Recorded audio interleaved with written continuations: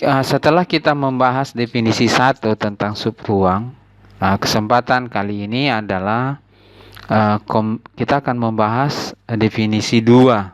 Di dalam definisi 2 ini membahas mengenai kombinasi linear.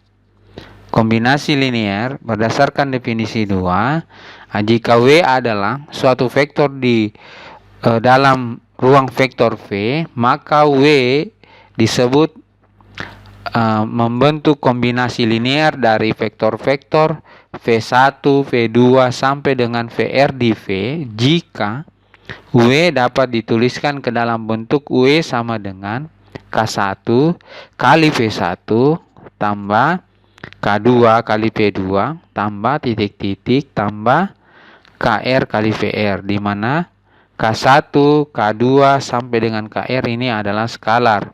Jadi skalar ini disebut dengan koefisien dari kombinasi linear. Koefisien dari kombinasi linear. Ya, baik. Setelah dapat dipahami definisi 2 ini, coba perhatikan teorema 4.2.3. Teorema 4.2.3 ini ya di halaman 195 mengemukakan bahwa jika S adalah himpunan dari W1, W2 ya sampai dengan WR yang merupakan himpunan vektor-vektor tidak kosong di dalam suatu ruang vektor V ya. Di dalam suatu ruang vektor V, maka yang pertama, himpunan W dari semua kemungkinan kombinasi linear vektor-vektor di S merupakan suatu subruang dari V. Jadi W ini bisa membentuk subruang di mana isinya W adalah atau anggotanya W adalah semua kemungkinan kombinasi linear dari vektor-vektor yang ada di S. Ya, yang ada di S.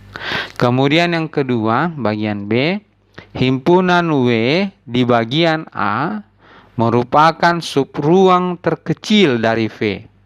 Subruang terkecil dari V yang memuat semua vektor-vektor di S.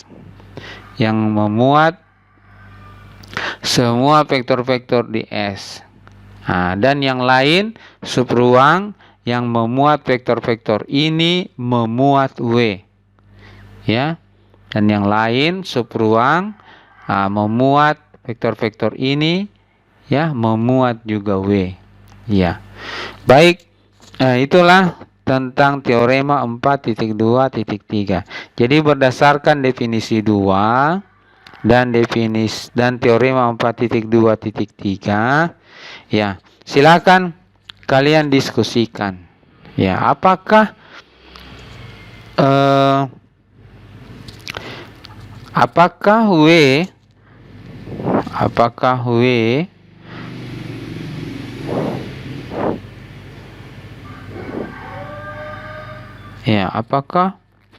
W adalah subruang? Ya, coba Anda tunjukkan bahwa W ini adalah subruang. Kemudian yang kedua, apakah W memungkinkan menjadi subruang terkecil di V? Ya, berikan alasan. Jadi kegiatan diskusi kali ini adalah kalian diminta untuk menjawab pertanyaan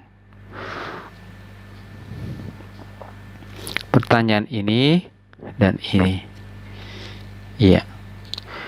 Pertanyaan A dan pertanyaan B. Apakah W subruang? Berikan argumen. Ya.